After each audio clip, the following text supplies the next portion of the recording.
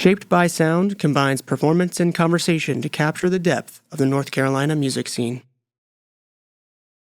Shirlette Ammons is a film producer, a poet, and a hip-hop artist from Durham, North Carolina. Within Shirlette's music, themes of identity and perception are put front and center, contemplating the duality of how do we see and how are we seen.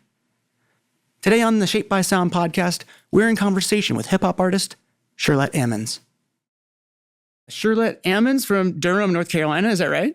Durham by way of Eastern North Carolina. I've been in Durham for a while, but I was born and raised in Botankus, North Carolina, which is Duplin County. Okay. So I always own Eastern North Carolina as my home place. So, well, thank you for being on the show. Oh, glad to be here. Thank you for having me. This is exciting. Appreciate it. We're excited to have you. Thank you. And so, so you're from Eastern North Carolina. You're from Botankus. Yep. What's that like? Can you explain it to us for a little bit? It's country. It's rural. If you blink, you miss the entire thing. Most folks know Mount Olive, especially people in North Carolina. If you say Mount Olive Pickles, right, people are familiar. So Botankus is a little township right below Mount Olive. But if you want to go to town and want to go to like the department store or whatever, you go to Mount Olive. But Botankus is quite rural. It's known for poultry plant. There's a big poultry plant down there, a lot of farming, and the pickle plant. But it's really remote, really quiet. It's a beautiful place to grow up scenically. It's just a lovely place. I'm glad to have my roots there. Yeah. Can you talk to us a little bit about what it was like to grow up in Eastern North Carolina? Sure. Well, my mom has 12 brothers and sisters, or had. Some have passed on, but total 13 aunts, uncles, mama. And we all essentially grew up in one house. And so I have a lot of cousins that are more like siblings that I grew up with. And I have a twin sister, identical twin. So I grew up surrounded by literally a lot of human beings, but also just in terms of that Eastern North Carolina rural aesthetic, just the quietude and how that incites imagination and creativity, just because you have all this open area just to look out on, and there's nothing except earth. And so it helps inspire your creativity. So I was given a lot of license. Well, one, you had to play outside. You just had to be outside all day if you were a kid, but so much license to just be creative and imaginative. Grew up, singing in the church choir and all that quintessential Black Southern stuff. So yeah, all that I really do credit all that for the person I am creatively.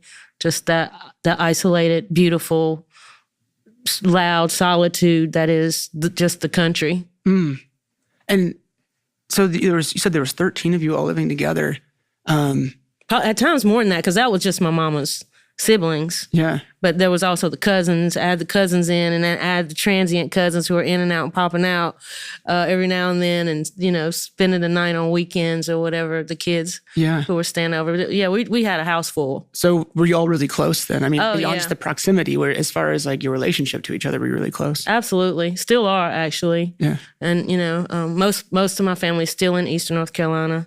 And if not in Eastern North Carolina, somewhere in North Carolina. And you were talking a little bit about sort of the loudness of just Eastern North Carolina. Can you talk about that a bit? Because I think that's so interesting. Well, I think, where are you from? I'm from Greensboro. Okay. A lot of people think the country is quiet, but there's so much sound, just predominantly natural sound. Just all the creatures that, speak at all hours of the day and night. But then there's just all the humans that we're constantly around, and all the fellowship of church, or, growing up in a house with that many folks in it. There's always, it's always boisterous. So, I don't know the city experience directly. I've lived in Durham. I guess that's as close to a city as I know, but you still have to carve out solitude and quiet time if you want your alone time in the country, because, there's still other types of loudness around, I guess. Yeah. It's so interesting to me that you have to try and carve out time alone when it seems like there's so much space to be alone. Yeah. And I think that, part of that is about your personal constitution. I mean, I think over time, especially as a writer, I've learned how to find that time even in spaces that are full of people. And I think that's kind of part of what I've had to learn growing up. Because although we were in the country, there was always people around. Excuse me. So, yeah, I really made the effort to, I have cultivated that ability over the years. As an artist and as a writer, I really like writing in the company of people, but by somehow isolating myself in that company. I like a boisterous atmosphere, but I like to be interior at the same time. Yeah, that sounds so interesting. I'd love to maybe follow up with you on that because how did that start? Like, was there a moment when you're like, oh, like I'm getting all this creative energy, but I just need to go somewhere and just sit and just write? Like, how did that start for you as far as your songwriting in those early days? That's a good question because I didn't start with songwriting. I started as a poet. I started writing poetry first. I have 2 collections of poetry out in the world that are probably somebody's coaster right now. Only poets buy poetry. Everybody knows that. So I'm not offended is what I'm saying. But I guess I started, growing up in the church and, you're singing all these, you learn this, like the cadence of and percussiveness of the gospel. So I felt like I was always inherently rhythmic. But I started writing, songs and like just making up little ditties and rhymes as a kid and then got into the spoken word scene in my early 20s and really just found comfort and belonging in that.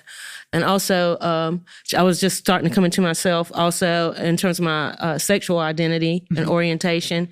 So that language I was learning and was kind of helping me work through the things that were otherwise hard to talk about. So poetry gave me a language, at times a coded language, to speak about my truths that I was coming into. Yeah. And it was really supportive, it was predominantly like just the Black weirdos, which I completely belonged, go figure.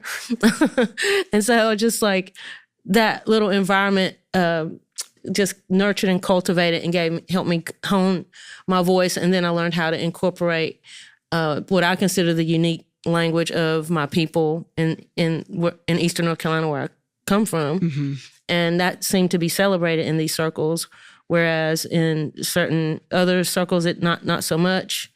The creativity of merging Black, queer, Southern, rural, and then even more the subgenre of Eastern North Carolina, it just seemed to work and help me find my own unique expression. Can you talk to me a little bit about, it seems like you're putting together like a patchwork quilt of sorts. And in the early days, how was that process for you? Kind of, you said that you were starting to express yourself more in your poetry and finding this as a creative outlet to really discover who you are and start to explain that to the world. Right. As you're putting together other pieces of the patchwork, what was that like? What was that experience like for you? It was, I guess, experimental. I don't want it to sound like as just flippant, because I think that can be misconstrued. But it really was like just because I didn't trust anything, I could try everything. I didn't know any better, so like it was just this open palette. So also, I didn't grow up with a lot of different variations in the music I listened to, or what I read. It was like I grew up really Christian, so I didn't really venture a lot in terms of what I was receiving artistically. I tell people all the time I didn't hear Bob Marley or go to Taco Bell till I was in college. So it's like, whoa, that's wild. But also coming to Raleigh is where I came of age in Raleigh, and going to places like King's and hearing rock bands. I was like, whoa, man, why do white kids get to do this? And I was just mad because I was like, I knew the power of gospel music. I knew the power of like country soul music and blues and R&B that I could listen to on the radio. In Eastern North Carolina, we weren't getting MTV and we didn't have cable, so we stay up late night and watch Friday night videos, which was just a glitch in time. It's like kind of like, did I really see that? Did I really see Eric B. and Rakim do Microphone Fiend, or was I just dreaming? Yeah. So all that, like just having one foot in, but not like it not being necessarily always available to you, made me covet it more and just cherish it whenever I could get it. And also, I think it just I was like, if these little, angsty white kids can do it, or these cats in Brooklyn can do it, why can't I? And, Right. And then, of course, over time, hip hop became more global. And we got to see folks coming out of the South that really had something to say and really affected the culture. And same with the spoken word movement. All that stuff kind of merged together, and it became, easier for us to actually participate. Yeah. And it really mattered to be supported in that effort. So, and it's fascinating, by the way, and it seems like there's a transitional element here where you're in Eastern North Carolina and a bit sort of in this bubble, and then stepping out of that and coming into the Triangle maybe and starting to see all these new things, and internalizing them and starting to maybe process. Right. What was that like as far as like where you are as an artist? Like, how are you starting to see those things and then start making them for yourself? Yeah. Man,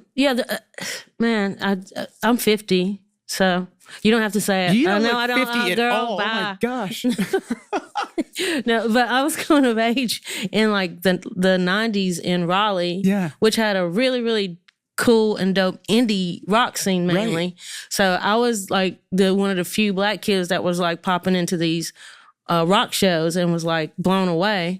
So that was like I could name Cherry Valance, like Dynamite Brothers, like all these cool cats. And then you go to Kings and I see Sharon Jones and the Dap Kings for the first time, or Milk Banana. And I'm like, what is this? Yeah. And it was just so exciting. So, and then, having this kind of one way I had known to do it, like it had to have this particular gospel cadence or whatever. But then understanding that, all this comes from the same source. All this is like a byproduct of Black music. All this is blues. All this is gospel. And then expanding my idea of gospel to just mean simply, are you telling the truth? And like letting that be my own kind of testament, if you will, the book by which I live. So yeah, it's I started to kind of meld back these like really hard to find rules about what my expression should look like based on my own discovery of these different places via these different places I was starting to move in. And then also my self-reflection about who I was becoming and who I was admitting I was becoming to myself. Like the queerness, the odd, the preference for rock music over, gospel music, or, that started to kind of just like lend its own freedom to me. Yeah. Yeah. That's, it seems like you were experiencing so much in just like a very small amount of time. Yeah. That must have been so liberating, though, in ways, but maybe not so much in others. Liberating, scary. That sometimes those things are synonymous. I mean, like, how you letting go is the main thing. And also the irony is, I think that's the thing you constantly, as an artist, if you're like at our best, it's a question that we're constantly revisiting. You don't want to ever just sit in the laurels of, I figured it out, Right. It's a constant churning, I think. Yeah. Yeah. When do you start translating your poetry into hip hop? Well, I'm a purist. I like either I'm writing for the page or I'm writing for the mic. I don't inherently think a poem is a song or a song is a poem. I think a song is a song and a poem is a poem. And I think there are reasons that these genres have their elements. And I'm not saying that to say at all that, they don't overlap in meaningful ways. But for me, excuse me, whenever I started intentionally writing poetry, it was when the music was removed. The poetry simply didn't have music, and I really wanted it to work on the page, and I wanted people to hear my voice when they read it, and I wanted people to read it aloud. So it was like all these elements. It was like, well, if you want all this, just write a song. Right. And so started, going to open mics, and there were with house bands and reading poetry or reading spoken word over beats. over live music. And I was like, oh, this feels way less lonely than poetry. You know, like it always felt like you had to be broody to be a great poet. You had to be lonely and self-loathing or whatever, according to all the history of the greats is that's kind of what the elements they're made of. But music was so collaborative, and, you know, it wasn't all dependent on me, you know. So I just really just gravitated towards that interaction, and maybe it was because of like coming from this big family background too. Like getting into music was like, oh, this is just like, you know, everybody chilling at my aunt's trailer or whatever, you know. It's like, you know, getting everybody together to make a song is way more inclusive, and the process is more involved than, you know, sitting at a coffee shop and writing a poem. Right. Yeah. And along with that, I'm curious. So you said with poetry, you know, you're finding it's, again, a bit separated from your community. With when you're writing a song, it's a little bit more inclusive. Right. Were you starting to find that as you were making more songs that you were getting into bigger circles or new circles, or ones that made you feel more comfortable? Yeah. And I just mean, you know, more isolated process-wise. Okay. Yeah. Also, you know, fortunately, being in the Triangle area, so many different musicians of so many different genres doing so many big, beautiful, wonderful things. And I happened to just be in community with these people. So the idea of genre just got thrown out the window because we were all playing in each other's arrangements. Like my drummer would play with in your band, or your, you know. So that really kind of disavow this belief that genres are a real thing. Because I'm like, if I'm, you know, you want to call me hip hop or whatever, and then my drummer plays in a indie rock band, and my bass player is a jazz player, what do we call this? What do you call that? And so that's the thing that really like got me excited, you know, about collaborating and, you know, tapping into this community of artists in a way that really maximized the idea of we don't really need these labels in order to make something cool. Yeah. And you were experiencing all that in the Triangle. Yeah, yeah. So that must have been a really interesting thing for you. And I think for just the state too, I think it kind of speaks to the creative scenes here. Yeah. How you can grow within them. How do you think that those were growing at the time? Like I mentioned, I'd gotten into the indie rock scene as the hip hop scene was popping off more so in like Greensboro and Durham, whereas Raleigh was more like, you know, the rock scene and all that. I was just like kind of zipping between all of it, and just, you know, it's interesting, like belonging and how you feel comfortable walking into a room. I just did. I really don't know. Maybe I think I was always led by my eagerness and curiosity, so it kind of like made it easy for me to walk into certain rooms, which I can understand on the flip side why it was not easy for other people to walk into these rooms. Sure. But I think I came out of all of that. That's why I get kind of annoyed when people just call me hip hop or call the music I make hip hop.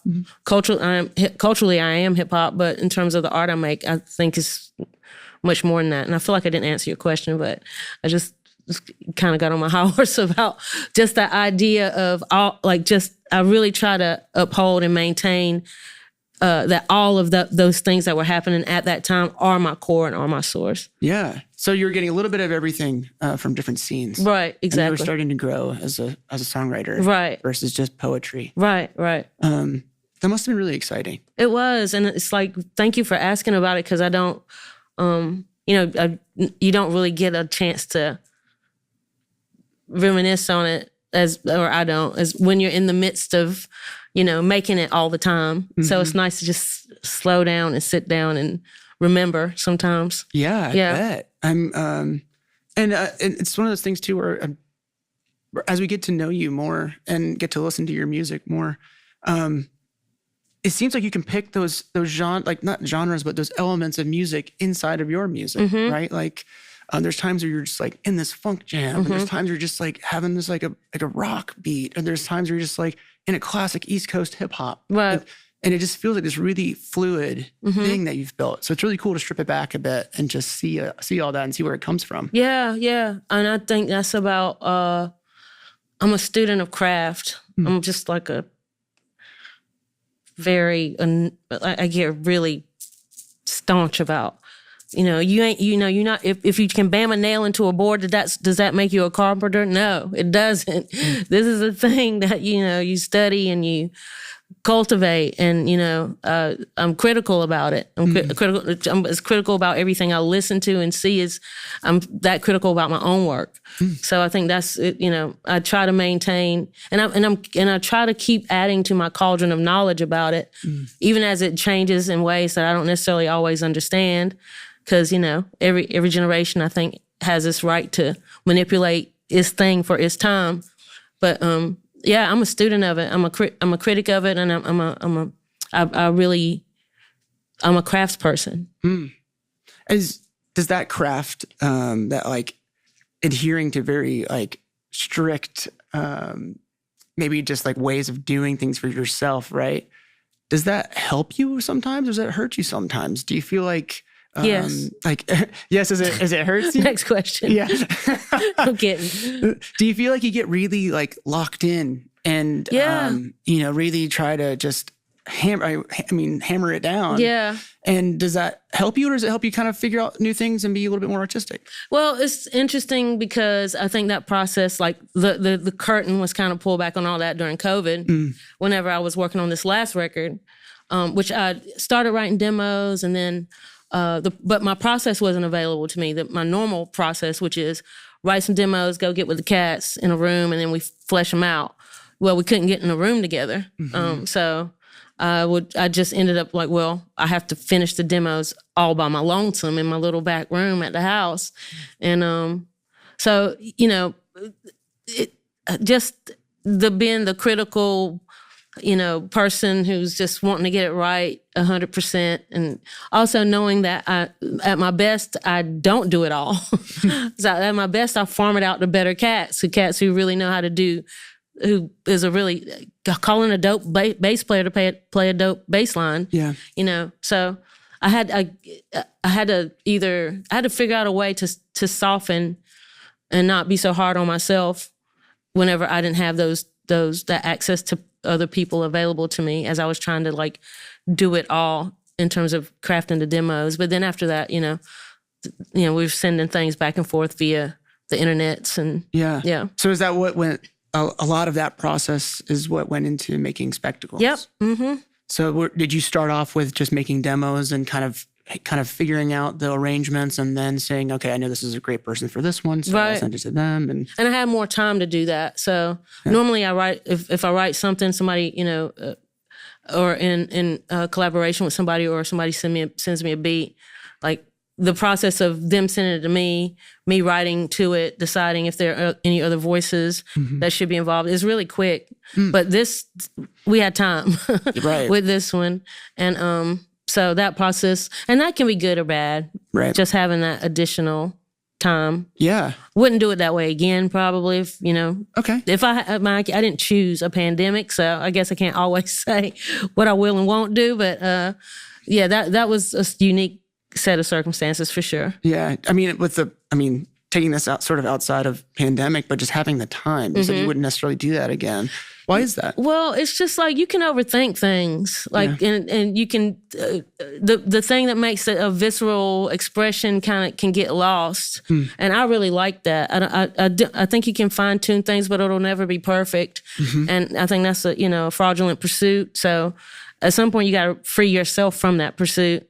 It's going to be as good as it gets, and then at some point, you're going to start taking away from it if you're not careful. Right. Do you think some of that rawness went into the album Spectacles? I do. Yeah. I do. But I think, 4 versions of a song is maybe 3 too many. Yeah. So, I do. And I worked really hard. And that's, it's hard to sometimes you can't see the forest for the trees sometimes. Like if you just tanker on a thing, it's hard to see what the original vision was. Right. If you tank on it too long. Yeah. So just saying stop. I put it aside for 6 months. And it's like, okay, you're doing the most. Just chill. Yeah. Sat it aside and then went back to it and could hear it again. See it with new eyes, if you will. And and then it's like, oh, okay, no, why did I think this new thing that I've, tooled and, embellished 12 times sounds better than the original thing that was the original idea that said the thing the way it was supposed to be said the first time. Yeah. And went back to those ideas. Yeah. So you were able to kind of revisit the initial vision. I'd like to kind of touch on that for a little bit here. So Spectacles came out in April of 2024. Right. What were some of the themes that you were thinking about for that record specifically? Well, first of all, like I mentioned, I'm an identical twin. And if you see the record, if the album cover, it's a picture of myself and my twin and my mom when we were like maybe 2 or 3 years old. And we're flanked on either side of my mom. And I've always loved this photo because I don't know who is who. And I don't think my mama does either, honestly. Really? I really don't. She'll say, she changes her who. When I'm like, Mama, is that me? And she'll say yes, but then the next time she may not. But we just look a lot alike in that point. But also the idea of being constantly gazed at, being stared at, metaphorically and, literally.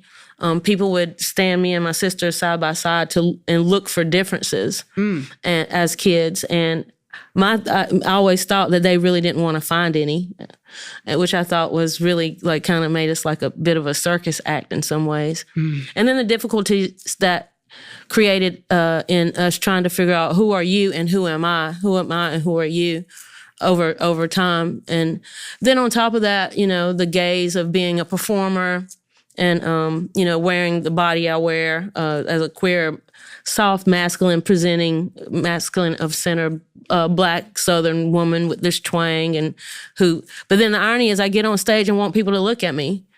So it's like, it's just a whole bunch of juxtapositions that I wanted to work out through this record. Yeah. I will say it's one of those things that upon listening to the album, it is really amazing to hear you kind of talk through those layers and sort of present them in those ways. Hearing that you don't know if it's you or your sister on the album cover is just incredible. Yeah. And also must be sort of difficult in ways. Right? Yeah, and we have enough of a constitution ourselves to know that you are you, I am me, I am me, you are you.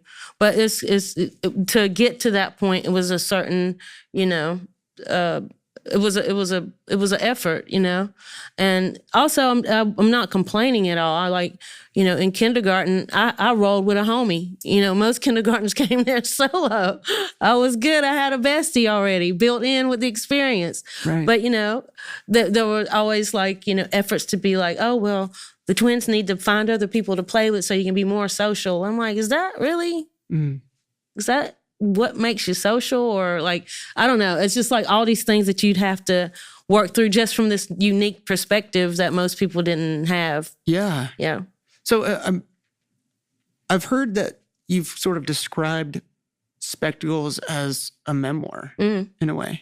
Is that accurate? I guess that's accurate. I'm at what age and what point in life do you get the privilege of writing a memoir? I guess that's the only reason I wouldn't use that word. What do you think? Do you think you have to be a certain age or? I don't know. I think it depends on your body of work and what you've experienced. Because why can't you do memoirs? Yeah. Right? Like, true. I would love to have a memoir from me and my, turning 30 years old and reflecting on my 20s. That's so cool. that I could read it when I was in my 50s. Yeah. Yeah. Actually, I ain't mad at that. Let's go with that. Let's go with that. Yeah, I like that. So yeah, I guess it's a volume of a memoir. Yeah. Okay. And what volume would that be then? Lord, that's a great question. Well, that means I have to go back and qualify the previous ones then. Yeah. The previous volumes. It would certainly be a significant volume. I don't know. It maybe like two or three. Probably 3. Volume 3. So do you think it would be sort of like your adolescence or you as a young adult or? Yeah, I think I clock it more as certainly there's certain rites of passages I would use to mark the different times. Yeah. And I would have to think a bit more about that. But one would certainly be coming out and, just like shedding that skin of who I was supposed to be versus who I was starting to realize I truly am. And how did that kind of take place within your lyrics? You know, how are you starting to express that, recounting that in your lyrics? Well, I think, like going back to like, the coded language that supported me through coming out, like where I could be talking about, coming out or like, crushing on this girl, but the metaphor would be about, a leaf growing in some, but now I don't need that.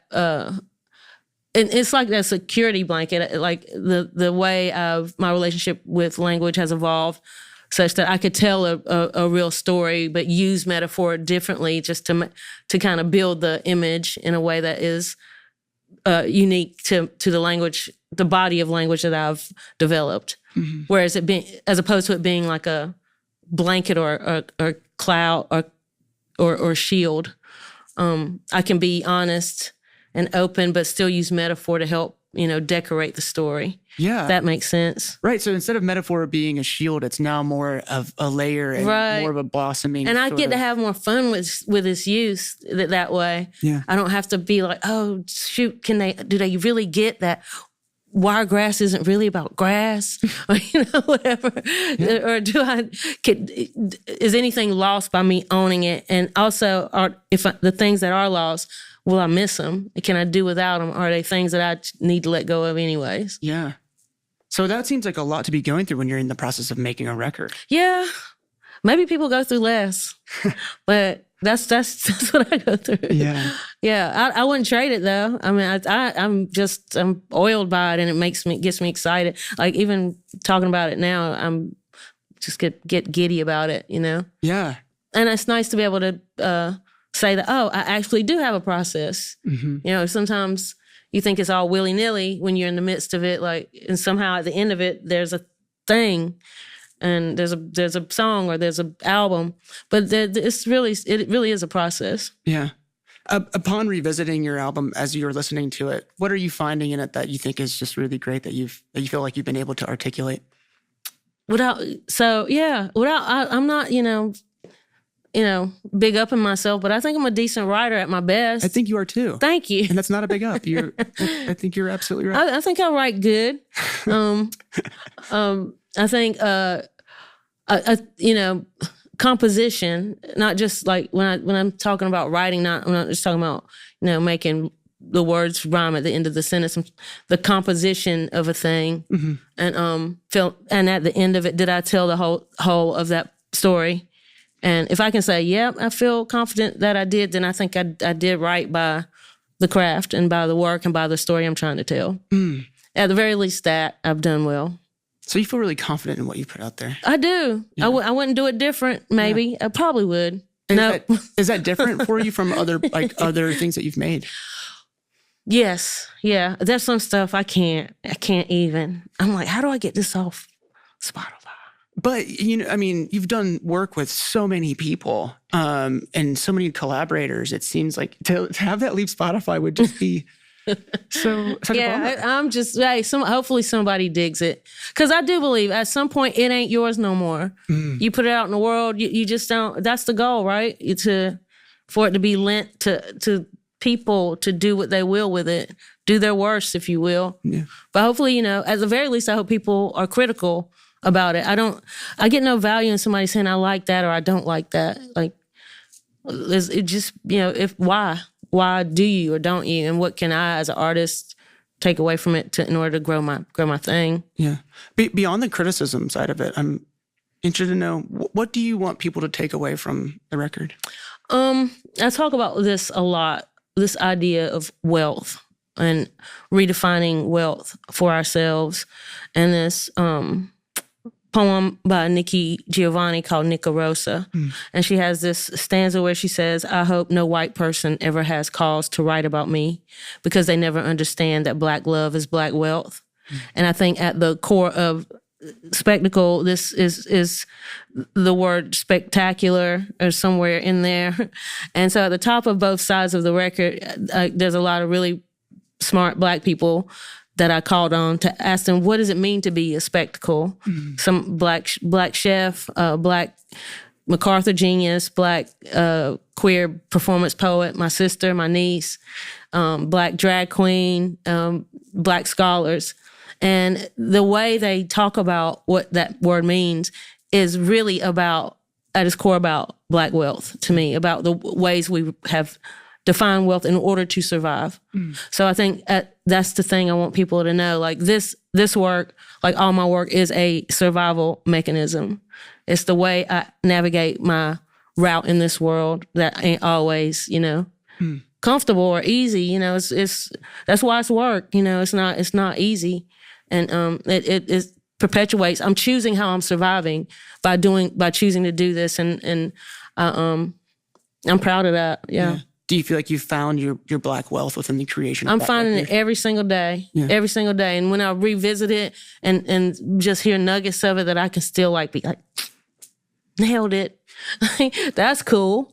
Some days I hear it, I'm like, But so that's the beauty. That's why it's about that pursuit, and that journey, and not necessarily the arrival.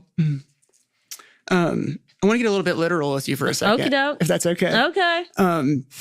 Because you're wearing glasses or spectacles. I've got my spectacles on too. And it's funny. So do you find comfort in taking them off and then sort of being able to interact with this world and seeing some of the things that are there, but you can't see them? That is not literal. Well, I will say, so I will kind of preface that with saying, I will sometimes, if I'm feeling uncomfortable, I'll take my glasses off because there's this not seeing that makes me comfortable. Yeah. Do you find that? Absolutely. Yeah. So in that little collage at the top of side A, Fred Moten, who is one of the most brilliant poets to walk Earth, says, Shirlette, spectacles is obviously about seeing. And it can be like, it's like, okay, Fred, we know. But it's also, he's setting up it really is about what you see and what you choose to see. Like I can look at you and I can just see your glasses, or I could just see your 5 o'clock, or I could choose to really look and see other things, the little glitch in your eye, or whatever, the little dot in your glasses being reflected. So there's always a choice in what we behold.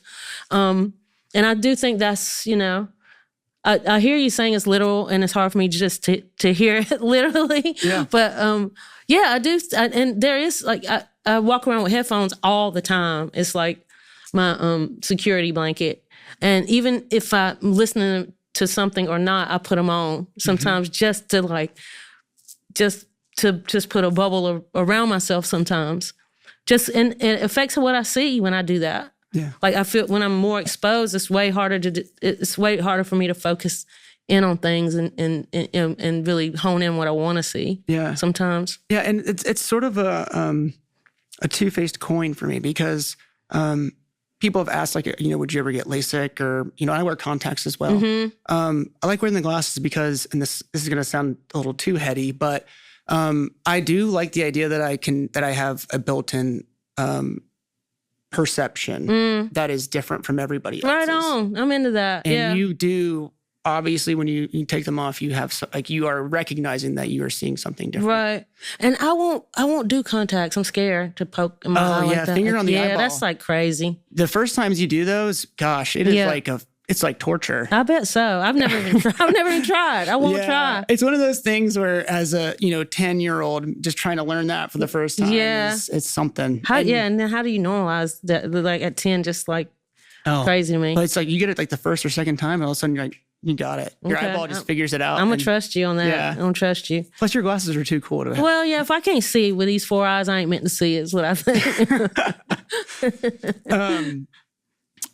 I want to kind of ask you just generally, in what ways do you feel like life is spectacular?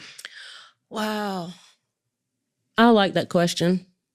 Well, I'm married 4 years as of a couple days ago, and it's pretty cool. It's pretty spectacular. That it's still unfolding, and we still really like each other a lot. We find each other dope, which is important. Big part of marriage. Yes, yeah. I think she's dope. I think I can speak for her. She thinks I'm dope, I think. Yeah. Just also traveling. I like to just go places. Like the world is always like just to see. And I don't know whether we do it intentionally or not. The place that we start from is our thing that we compare everywhere else in the world to. And nothing's like Eastern North Carolina, and that is spectacular to me. I mean, I've been to big places, and it ain't like that. Yeah. And that's cool. I mean, I think that's hella spectacular that this little bump on the earth can still like blow my mind the way it does, and that I come from that and I still find it, spectacular. I think that's cool. Yeah. Music is always just like, I just participated in this compilation album called Cardinals in a Window, which was a fundraiser for our neighbors affected by Hurricane Helene, and my homeboy Grayson Kern got all these musicians together to donate a song, and it ended up being 136 songs. And me and my wife wake up in the morning and listen to a chunk daily, and to get through it. It's a lot. Every song is dope. Yeah, and I'm like, man, how spectacular is that? That all these things that don't sound at all the same are just quality and sound beautiful, and they all move me in different ways. Yeah. So yeah, I still think music is mad spectacular. Words at their best when people like get creative with them. Mm-hmm. And that one compilation can raise all that money. Yeah. So it's like all these things that are all different can do one thing. Yes, that's spectacular. Yeah. And it's spectacular that we can join together. Even sometimes we forget that we have that ability, and it was so simple. The ask it turn around was like maybe 5 days, and which is amazing, So we can do hard stuff if we want to.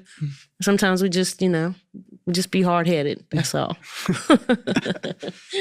I want to transition just a little bit. So when we were working with you at the beginning of this show, we were asking you questions about the set and sort of what you imagined for your set for this show. And you started talking to us a little bit about what it was like for you in Eastern North Carolina, and also what it was like to, be in your grandmother's house. Can you kind of talk to us a little bit about the thought behind what you wanted for your set and how it works into your performance? Well, just with the concept of this show, that's like what shapes my sound. And I was thinking about that really. And also I was just extremely appreciative because just to be asked, like, what do you want? How do you want your backdrop to look? What do you want to be surrounded by? And I have to think about that seriously. And so, yeah, just thinking about the concept of the show and wanted to, really make myself feel that in the course, in the set design. I think I mentioned Mickeling Thomas, whose work I really adore, like all this multi-patterned stuff that they do that feel the patterns feel conflicting, but they also feel comforting, like a grandma's house. Yeah, and just that was the primary thing. Just thinking about like, what do I need to feel? What are the elements that have shaped this thing that I'm about to present? Yeah, that's really the foundation of the ideas. Do you think there was a level of juxtaposition that you wanted to play in with the set? Yeah, absolutely. Also because I'm not just playing songs from the new record, I'm playing songs from my catalog. Yeah. So I wanted that to be represented somehow as well. So I didn't want it to feel pigeonholed by just this one record, this one expression. Yeah. And I think it's just so interesting too, because we'll be hearing you play this music that normally maybe you wouldn't hear in your grandmother's house, right? Yeah. Well, after a certain hour, maybe. Okay, yeah. Certainly not on Sunday. Yeah. But yeah, you're right. Like just content-wise, yeah, absolutely. Yeah. But again, back to my redefining of gospel and reclaiming that word, I might beg to differ that you would hear. And well, can you maybe explain? Well, I think gospel really is about your truth, and so I think there's certainly room for that. Yeah, I feel like there's room for that now in my family's house. Yep. That must feel like incredible to have that level of comfort. Yes, and that's the goal. I think the goal is for all of that to keep growing and expanding, and not. I know it didn't begin with me; it won't end with me. So. I want to talk about you and how you perform it just for a bit. It feels like I've seen some things of you performing and watching you, and just it's really incredible to kind of see you kind of channel these sort of emotions when you're playing and performing. What is it like for you up there on stage when you're going through it and you're playing? Well, I try to be present, and I think, performing songs over time, you perform them a lot, it's easy to just kind of phone it in and go on autopilot. Mm-hmm. So to stay connecting with what I'm saying, the emotion of what I'm saying and the story I'm telling is important. And treat the audience as if they are part of, there's no divide between, all of us have a role to play, I guess. I don't want to, be dismissive and romantic and say, oh, we're all doing the same. We're not playing the same role. I'm working, you chilling. But the fact that we all have a role to play is extremely important. So I think I'm thinking about how do I respect that the audience is playing their role, and how do I help them play their role, and how do they help me play my role to a maximum level. Yeah. So I try to make eye contact with people. If I see people responding or reacting, I like try to acknowledge that. If I feel overwhelmed, I try to let myself feel that. And I'm also listening to what the band is doing because I also want to enjoy the music. Mm-hmm. And also, just be open to everybody, like kind of, we have a blueprint of how we do it, but if we want to like flip it or throw a wrench in, and stuff, allowing room for that to happen. Yeah. So we can grow and enjoy it ourselves as we're performing it. Yeah. I'm wondering too, I feel like it's one thing to work collaboratively. It's one thing to work collaboratively and create a record. Mm-hmm. And it's another thing to take what you want to say and then say it in front of an audience of people. Right on. What is that like for you? I appreciate you saying that. It took me a while to learn that those are two different things. Mm-hmm. Because if you don't see them as two different things and you're trying to replicate one or the other in the wrong space, it won't work. Mm-hmm. And that's an expensive L to take. Yeah. It's an expensive lesson to learn. COVID taught me to really appreciate it's somehow oddly full circle back to the isolation and solitude of writing poetry, and then during COVID writing this record kind of sort of in a similar solitude. Mm-hmm. Was kind of brought me back to there are elements of like writing in this isolation that I actually miss and do like. Also, there's nothing like performing in front of people. It's just ain't nothing like it. It's just the adrenaline you get. I don't walk away from my computer. Well, that's not true. Because sometimes it's more likely that I will walk away from a show just pumped and stoked than it is for me like working on a song for however many hours in front of my, computer. Yeah. So that's an experience that you can't replicate, and that part you can't replicate it. It's like every show is different. The way people respond is different. Mm-hmm. The one song that you thought everybody would go ham over is not necessarily the song they will go ham over on this day at this time. Yeah. Playing a song at a festival at 4 p.m. is way different than playing a song at 9 p.m. At the Pinhook or the Cradle or wherever. So, yeah, just being aware of those nuances in order to make every experience exciting for myself. Yeah. And I'm wondering too, for some of these songs that seem really personal, what's it like to put that out there in front of a group of people that you don't know? Well, I think the goal is that everybody's applying it to themselves personally. Mm-hmm. Hopefully, the more personal I am, the more likely it is that somebody can hear it and be like, oh, I had an aunt like that. Or I had that time where, my cousin did this, or when's the last time I played ball with my cousins or went fishing, or if I'm dropping nuggets like that, then hopefully people can relate it to their own experience as opposed to if I'm being like aloof and dismissive. I think people can feel that in the writing, and that's maybe a personal preference. The writing I most adore is writing that like kind of pierces and makes me have to deal or reckon or. Mm-hmm. In some kind of way. And you hope that kind of just pierces through the audience. Yes, absolutely. Yeah. Yep. I wanted to ask you a little bit, you kind of touched on it a little bit, but I wanted to ask you, how do you think that you're shaped by sound? Well, As a writer, I feel like you have to be an observer, and I think the elements of being a great observer include being a great listener and being able to translate what you hear into a language that is uniquely yours. So I'm shaped by the things that I intake and decide to interpret in my work. I mean, like, I feel like if you could rewind everything from, like, if you could rewind a stanza of a poem to its origin story, it's certainly shaped by the thing. And like going back to being from Eastern North Carolina and how all that quiet is so loud, just being shaped by the ability to zone in on those things that ain't necessarily, they're not handy, they're not right there. You just have to pay extra attention. And I feel honored, honestly, that I'm aware of that and able to do that. I think that's a skill that I try to cultivate and I try not to take advantage of. So yeah, I'm shaped by all the real quiet things that I have a unique ability to turn into, like, this little language that I speak, and I'm grateful for it. I don't take it for granted at all. Yeah, that's awesome.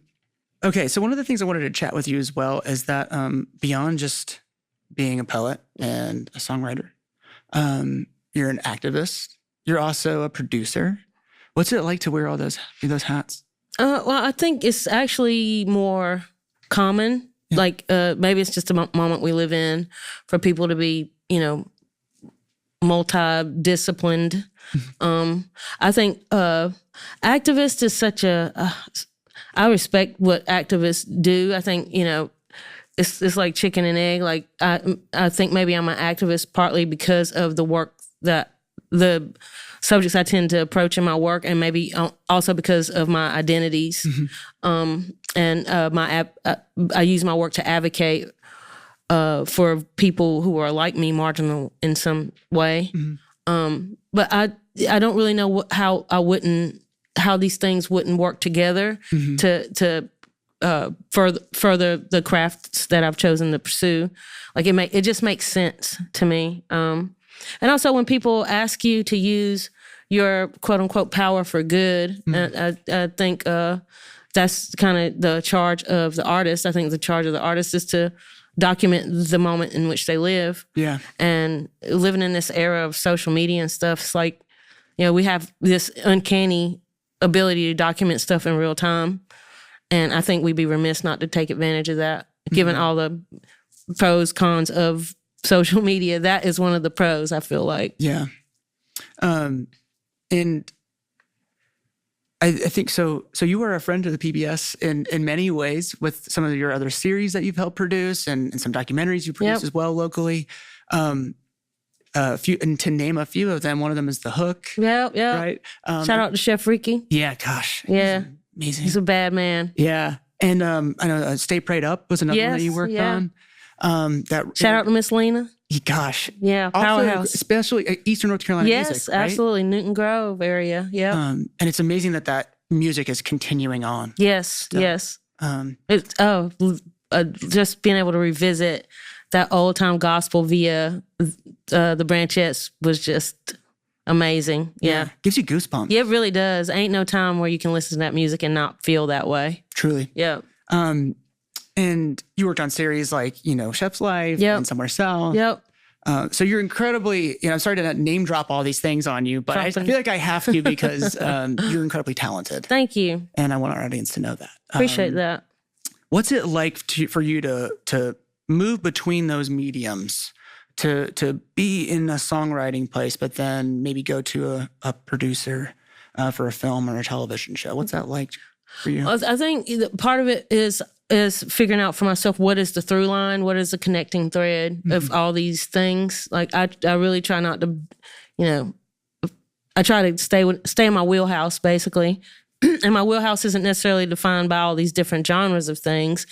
I think the through line of all the things that you just named are, in some way, each project represents an underrepresented population or a marginalized population, or a story of winning that doesn't always get to be center stage.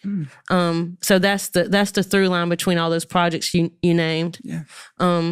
working on a chef's life or somewhere south, we were talking about, with a chef's life specifically, Eastern North Carolina foodways that were preserved just by the isolation of the area. Right. Just the isolation and the beauty of the culture.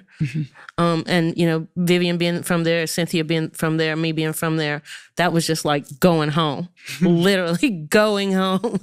It was awesome. You just go driving them back roads and, passing stuff, in order to go film a show for PBS, and the world gets to see this little corner of the world you're from. That's just awesome. It's spectacular. Yeah, right? spectacular. I see what you did there. Spectacular.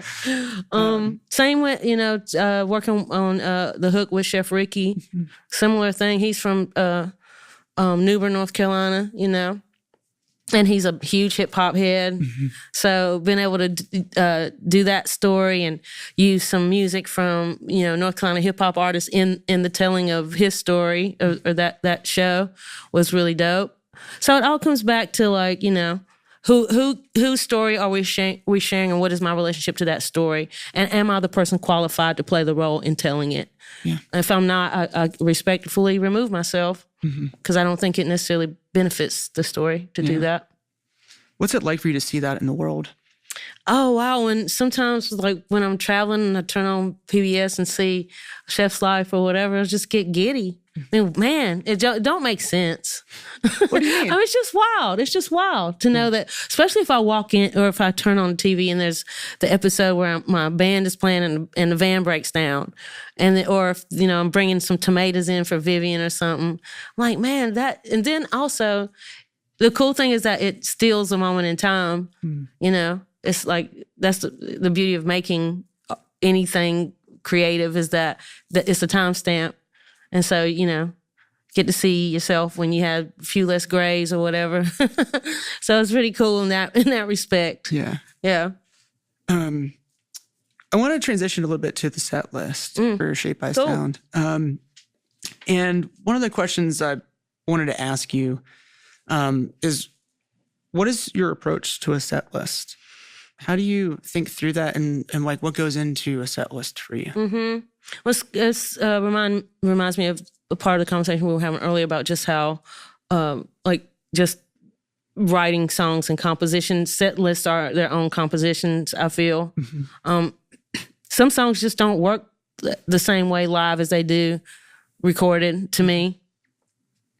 I always think about, sometimes I hear a song after I wrote it and go back and listen, like, oh, this would make a great opener. It's like something that'll set the course for what folks are. It's like a first course, like something like, this is what this is just an appetizer, more coming. But there's a building, and there's I think it's like also like a composition, a whole story. Like there's you pull the rubber band as taut as you can, but then it's got to release. So that's where you throw in like a little ballady, slow down situation, and then you crank it back up for the end or whatever. But I think about the movement of songs in writing a set list. I want to leave folks on a high note most of the time, and that's either about the content of the song or either the tempo, the feel good, the funk of it, like up. So we normally end on this song called Expensive Experience. And it's like, thank you, ladies and gentlemen, your time and attention, your presence is of the essence, this experience expensive. And so it's just me saying thank you to everybody. And it's like, put that kind of halfway through the set. People, it might be confusing. Right. But it feels like such an awesome thing for an audience member to hear. Yeah. Right. And I try to make eye contact with people as I'm performing it and, make sure people know I'm genuinely saying thank you for... There's so many other things you could do or other places you could be, and here you are. Yeah. So I really take that seriously. And I wrote it with that in mind. Like I wrote it thinking about, what would be a good outro song? We still haven't recorded it. Yeah. Studio recorded it, but it's a key part of our live set. That's really neat. Yeah. I think that's such a cool nod to just the audience. Yeah. Too. Yeah. And really thoughtful. Oh, well. That you did that. Thank you. Yeah. So I kind of want to go through your set list. Okay. If you can. And I think one of the things that we'd love to do with this is understand a little bit more about the story on them, if there is one. Okay. And provide some context to that story and sort of how that ties back to you as a performer. Okay. So to start off the set, you've got Lifted into the Earth segue. Yeah. So Lifted into Earth segue, those songs don't necessarily go together. The reason we do them together in the set is because they sonically they just transition well. Lifted is a song that we've not recorded and spelled Lyfted. And there's a little play on like, you know, the apps, the driving apps, the car apps. So, and it's like, you know, statistics, how many want to get lifted. And so, it's about how many want to get into this vibe that we're creating. So it's it's an opener. It's like, so yeah, it's meant to get people into the vibe and, you know, make people feel the room, get into the room a little bit. And Earth Segue kind of does the same thing. Yeah, that's really neat. What about Corner Pocket? This is one that you had on Cardinals at the Window. Yeah. So Corner Pocket I wrote after my Aunt Annette died. And she was like the aunt that whose personality I most resemble. Like loud, fairly witty, you know. fairly witty, thinks she's funny. And her spirit is sorely missed. And, you know, and I wrote that song for her as part of my grieving process. But it's, if you hear it, it don't sound like a sad, broody song. It's really upbeat and it's meant to, you know, celebrate her spirit. So it's upbeat and lively. Yeah, so it's more of a celebration than it is anything. Absolutely. Yeah. And Corner Pocket's my favorite song that we perform right now. Really? Why is that? Just because of the nod back to my aunt and it's funky. It's so I ain't gonna hold you, but it is. Hold your fisherman's beanie. I will. It's funky. Yeah. It really is. Yeah. What's it like for you to perform something like that that's based in real, like, you know, emotions that are tied back to somebody that tied to emotions that is with people that are no longer with us. Right. Yeah. So on the set, actually, that's why I was so moved. That picture of the woman with the big fro, that's my Aunt Annette. And so sometimes when I perform it and my family's in the audience, I can't get through it. And that's just real. And the song is upbeat and it's happy and it's funky, but just knowing that they know. You know, if there's somebody, and sometimes if my sister's in the room, same thing. If there's somebody who knows like what that song means and what it, you know, the place it was written from, makes it harder. But also, that's what you want. I don't want to not feel stuff. Yeah. I mean, you're still human up there on stage. So yeah, it's just like a real human moment. Yeah. Do you feel like by doing sort of something like a song like that you're like putting things out into the universe where maybe they can pick up on it? Yeah, that's the goal. That's the goal. And I'm also soothing my family. I'm soothing people and people who know and love who know loss and the missing of loved ones. And, you know, as intimate as that song is for me, everybody knows this story in their own way, you know. And then it's also like, you know, references to juke joints and, you know, shooting pool and, you know, drinking stump hole and, you know, things that, you know, everybody knows about in their own way, you know, gathering with and fellowship with family and friends. And so, you know, although it's very personal for me, it's a universal story. Can we talk about spectacles? Yeah. Can you talk to us a little bit about what that is for you? Performance whenever I play it. Yeah. Well, I get kind of brash when I play it because I'm talking about, you know, spectacles. You can't stop watching, and you're looking at me. So, you know, it's kind of like you have to flex a little bit. Right. It's just like, you know. Also, it's just like it's empowering. Like you have to, you know, it makes me sit up straight. I have to own what I'm saying. I'm telling people, you know, about this. I'm kind of mirroring the experience of what I'm saying. Like the spectacles you think wearing dance shoes the way you clocking every move, you know, it's obvious you can't stop watching. So it's like you want people to just be glued. And it feels kind of cinematic in that way. It's like I see it and we put it like where we do in the set because it kind of has this kind of, you know, it's the climax of the movie where you understand what's about to happen. Yeah. Is part of that too, part about the song Spectacles, is it just about what it means to be a spectacle? Absolutely. It's never, yeah. And it's always about that, you know. It's also about how I own being a spectacle and not, it kind of gives me confidence when it ain't always easy to do that, you know. So you got to figure out how to shore yourself up, you know, especially when not only are you doing it in front of an audience, now you're doing it with cameras on, and, you know, it just like, how do you show up your best self, your most confident self, your most vulnerable self, and all those things can be juxtapositions in one body and at one time. Yeah. But, you know, you want all those things to exist so you can you know, bring your best to the stage.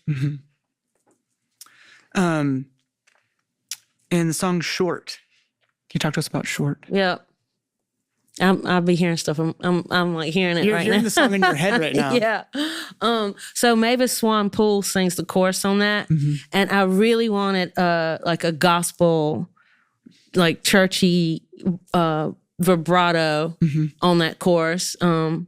And it's really about, it's like it's blues based in terms of the composition of it. It's just an up tempo blues rock song that talks about, you know, daddy not being around and you constantly coming up short, but you keep on coming up. And it's kind of like a, you know, kind of a mantra in that way. Yeah. Why did you make the song like that? It just made sense to me to give it it just felt like a blues, like it's the blues. Yeah. Like the story itself is the blues.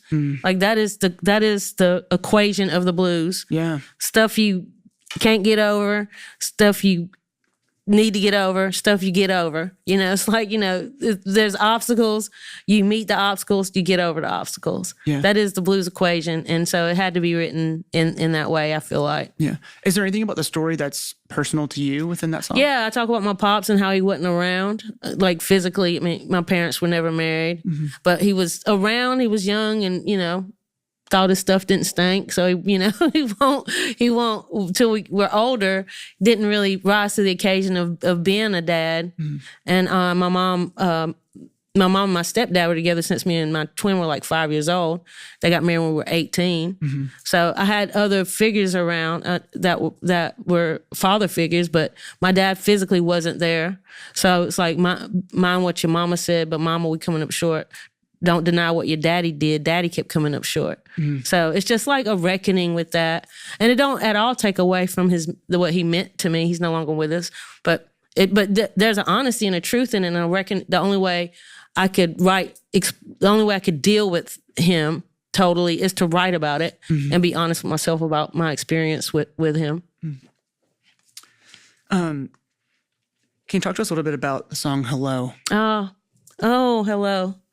So I call "Hello" my pandemic anthem because it's like, hello, I see you every day from far away. Are you all right? It was how we learned to check in on each other during the pandemic. And so my homie Amelia Meath is singing the chorus on that one. And it's just, there's a juxtaposition in the way Amelia delivers her chorus in this like really soft way, and then I come through with this more kind of like preacherly rhyme that's delivered with a little bit more aggression. Hello's the most palpable song I feel like on the record. Like I think it's the song that people can sing along to, and it's the one that we've gotten a lot of traction for. Yeah. Do you feel like "Hello" is a bit of a calling out for like a wake up call? A little bit, and well, you know, did this other interview and this cat asked me, do you really think we're all right? I'm like, damn it, I don't know. Probably not. Sometimes, I don't know. Yeah, I think, of course. I think this is a checking in at least, if not a wake up. It's literally like, yeah, we got to check in on each other. That's it, yeah. And just find some kind of community within each other, right? Yeah. We're remiss if we don't check in. Yeah. I want to talk to you a little bit too, because I know you've got Reese Palmer playing with you. Yeah, I'm stoked. What's it like playing with Reese Palmer? Well, Reese and I have done some projects together, but never like Reese's not on the record. I just look for, every time I play something live, I'll just say, ask Reese nowadays if she can do it, and if just in hopes that she can. Yeah. And so that's where we are in our friendship. That's a pretty it's great a good friendship. place. She's incredible. So, this is like, I've asked her a few times and it just hadn't worked out. So this works out. Yeah. And I just love Reese's voice. I just love the role she occupies in this moment and the work she's doing to like put Black country at the forefront. And by association, so many other genres that are, core to the Black experience. She's important, and I'm just, I'm stoked that this will be the first time she's singing these songs. Wow. So, yeah, that'll be cool. Yeah, we're always excited when we get a Reese Pop. Yeah, she's beautiful. Yeah. Can we talk a little bit about spades? Kind of a metaphor just for the fellowship and camaraderie and junk talking of a spades game. And calling a spade a spade? Well, kind of, but it's more about the cultural significance of the game of spades in Black culture. That's really the jump off of it. And so, like, if you got to be able to, talk that talk and walk that walk when you sit down at a spades table. Yeah. So that's kind of,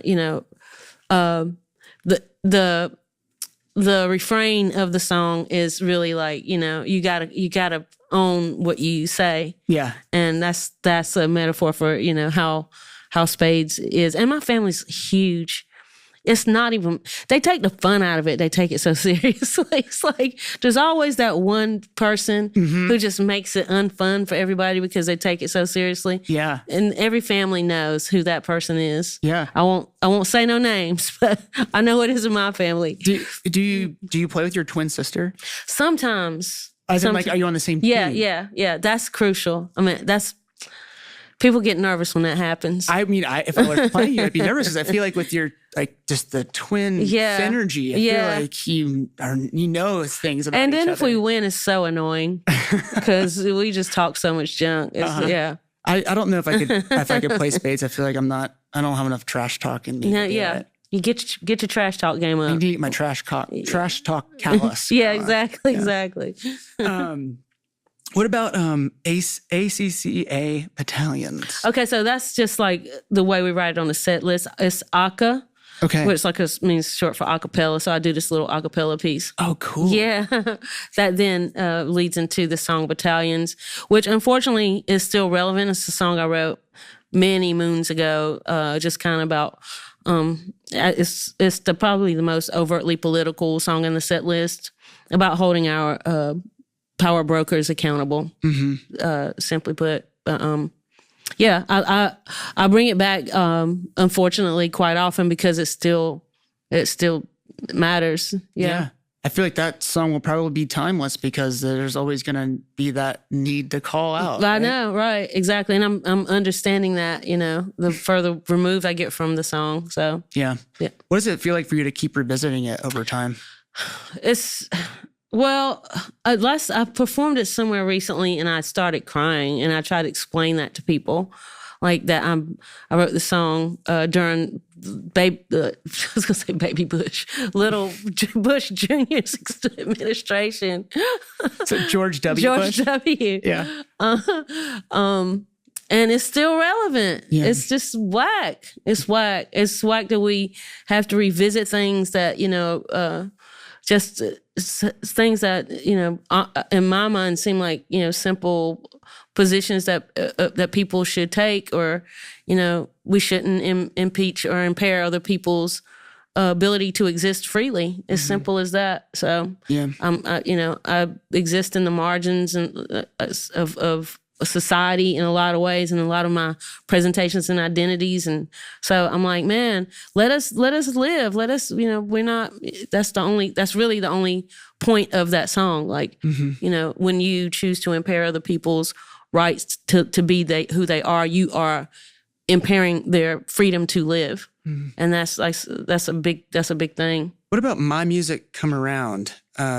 This is an unreleased track, is that right? No, yeah, you're right. Yes, it is. Come Around, I think we released some moons ago, but we put these two songs together because it's just hella fun to play together. It's really upbeat. It's funky. It's funky. It's mad funky. Yeah. Yeah, it's meant to move. Yeah. That's the type of song that works in like a standing room, you know, really well. We'll get people up dancing.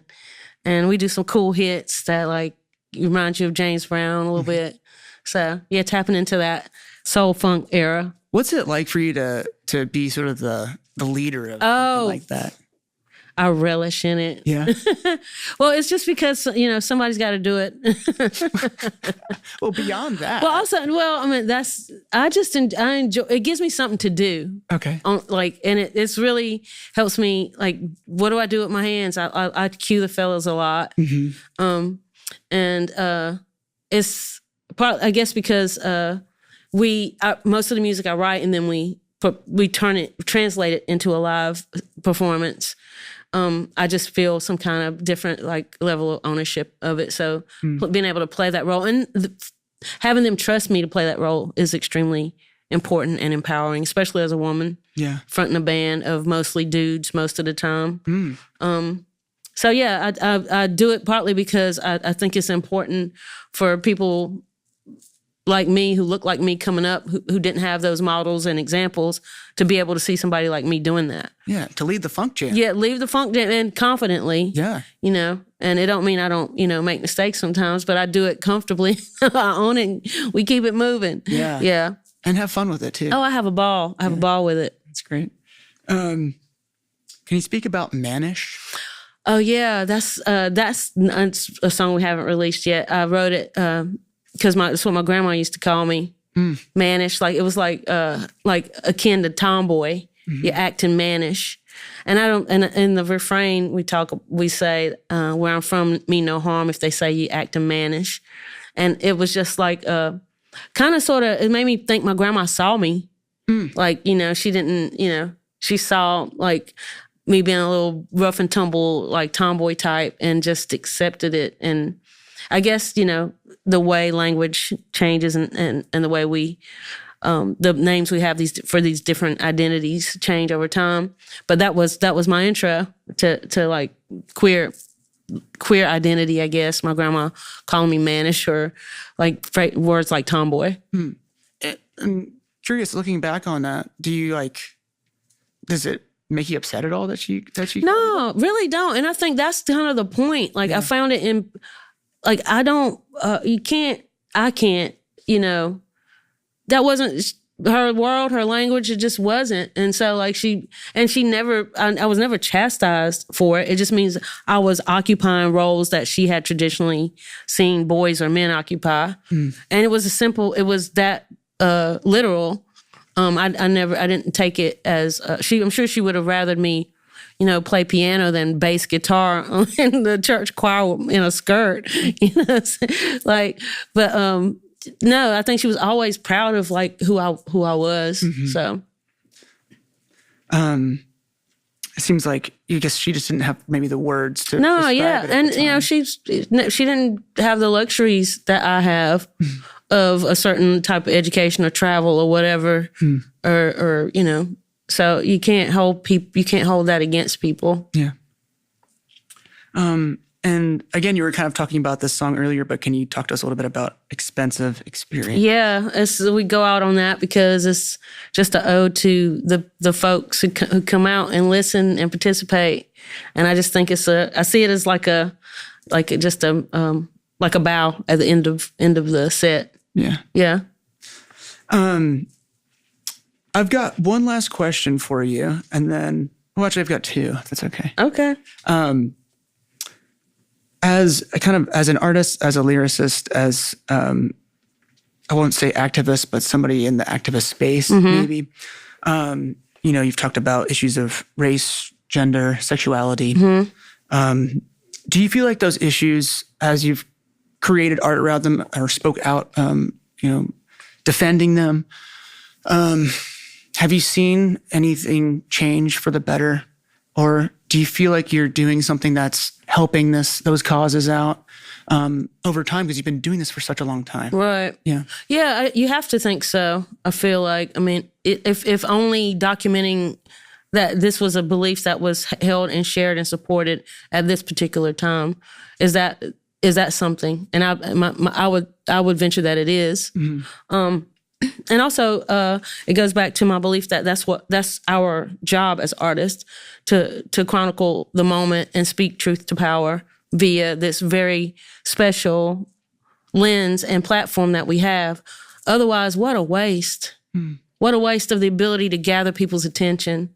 If I had your attention for the length of a set and didn't say something that was meaningful or spoke to the situation of people that I'm in community with locally, nationally, around the world, I just feel like that would be a waste of me asking you to pay me attention. So I guess my answer, yeah, I do think it matters. Yeah. And do you think that it's, do you feel like there's been a shift for the better? Like, do you feel like personally that you feel like I've seen it in my lifetime. Of course, that doesn't mean that we've figured it all out. There's some things that are straight up still just highly disappointing that we are living through. Genocide, the rollback of Roe v. Wade, the fact that we have to revisit certain issues that affect people in marginal bodies that we seem to constantly, it's like hamsters on a wheel. We revisit things over and over at the expense of the least of us. And so, yeah, there's plenty of reasons to cry and shout. The work continues. But yeah, you can't deny that we have made forward strides as well. Yeah. We don't rest on that though. Right. Yeah. Yeah. Thank you for answering that. Sure, glad to. That's a tough question. No, I'm here for it. And one thing I want to revisit another question, and I didn't really get a chance to answer or ask you. Excuse me. We were talking about your grandmother's living room. You called it a Black community gathering space. Absolutely. Can you speak to that a little bit? Well, Sundays that is the best example. First or third Sunday after church, everybody comes back and breaks bread at Grandma's house. The energy is hard to even. You have to be part in it. It's just like so boisterous. Everybody's talking. It's like talking over each other. It's such a. And this is my way of keeping it alive in some ways because we don't really do it that way. But most folks know it I think it's a Black thing and a Southern thing. It's about a key part of both of those cultures, and where those cultures overlap, that's a whole nother podcast. But I think, folks who know it know exactly what I mean when I say it. It's such a safe place. When that term gets tossed around a lot these days, it's my original, it's like my OG safe place was Grandma's house. Just a place I knew, like, no matter what I did out in the world, I could always go back there. I could be shored up to go back out.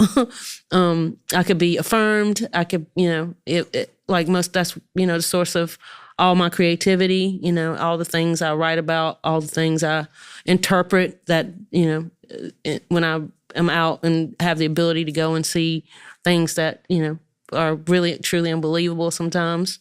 Like, that's the source of it. So yeah, it's a cornerstone for sure. Yeah. Thank you again for being on our show, Shirlette. But I'm honored. This has been tons of fun. I can't wait for the music. Yeah, we didn't talk about it enough. Yeah. Now we got to go be about Let's go do it. One thing I just wanted to leave this conversation with: is there anything else that you would like to say that maybe I didn't touch on that you'd like to speak to? No, I feel like I talked y'all's ear off. No, it was a pleasure. Thank you. Thank you so much for being here. Awesome. Thank you. Thanks for joining us on the Shaped by Sound podcast. If you'd like to hear some of the songs we discussed today, you can find them on our website, pbsnc.org/shapedbysound, or find us on the PBS North Carolina YouTube page. Thanks for listening.